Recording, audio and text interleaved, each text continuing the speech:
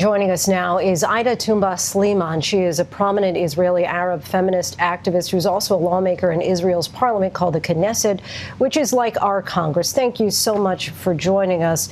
We've certainly seen disturbing images over the past 10 days of violence and riots in communities where Jews and Arab citizens, some who identify as Palestinians, have lived together somewhat peacefully for decades. How concerning is this to you, and who do you blame? Well, good evening, first of all, and thank you for having me.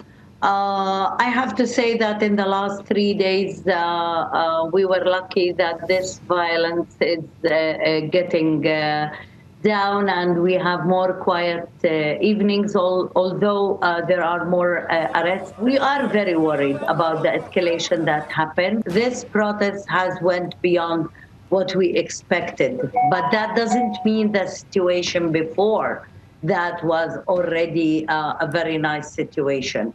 I think what happened in the last few days showed that people felt oppressed over many years now, and they feel that there is no way to continue to be silent about the crimes that are committed in the West Bank, in East Jerusalem, which is an occupied territory, and what's happening to our brothers and sisters in Gaza is also very concerning for us.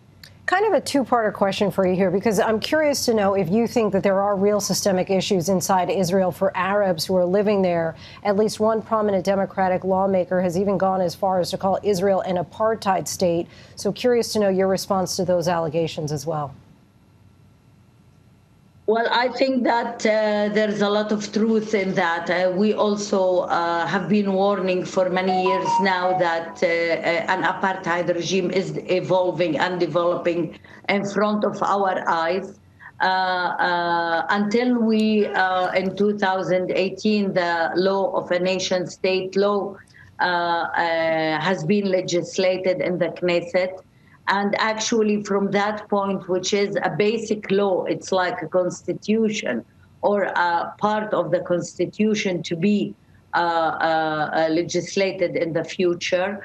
It said very clearly that there are two kinds of citizenship in Israel, and it illustrated by law the supremacy of the Jewish people inside Israel over the Palestinian citizens of Israel.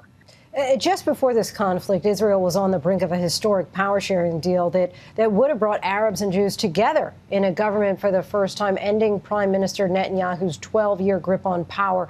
Is that deal now dead? In my opinion, he made the citizens of Israel and the Palestinians, and mainly the Palestinians in Gaza, pay a very high price for his to continue to control in the country and not to accept the democratic, let's say, results of the last election. And to that point, the days of strong bipartisan support for Israel inside the U.S. may be no more, but America, of course, remains a very close ally of Israel. As you know, President Biden is now pressuring Israel to de-escalate. Hamas has offered a ceasefire with conditions. What do you think it will take for Israel to also agree to one? I don't know if we need to stand and wait until Netanyahu and his government is convinced to stop this escalation. There are political targets more than any military targets that what Netanyahu wants to reach. And his main political target is to stay controlling the country and be a prime minister. And I'm afraid if the international community leave it up to him, he will continue as long as he is not reaching the government. I think it's about time that the international community interfere and put pressure in order to stop this escalation. So you think it's up to the international community and not just solely on the shoulders of Israel. Aida Touma-Sliman, we thank you so much for your time tonight. Thank you. Hi, everyone. George Stephanopoulos here. Thanks for checking out the ABC News YouTube channel. If you'd like to get more videos, show highlights, and watch live event coverage, click on the right over here to subscribe to our channel. And don't forget to download the ABC News app for breaking news alerts. Thanks for watching.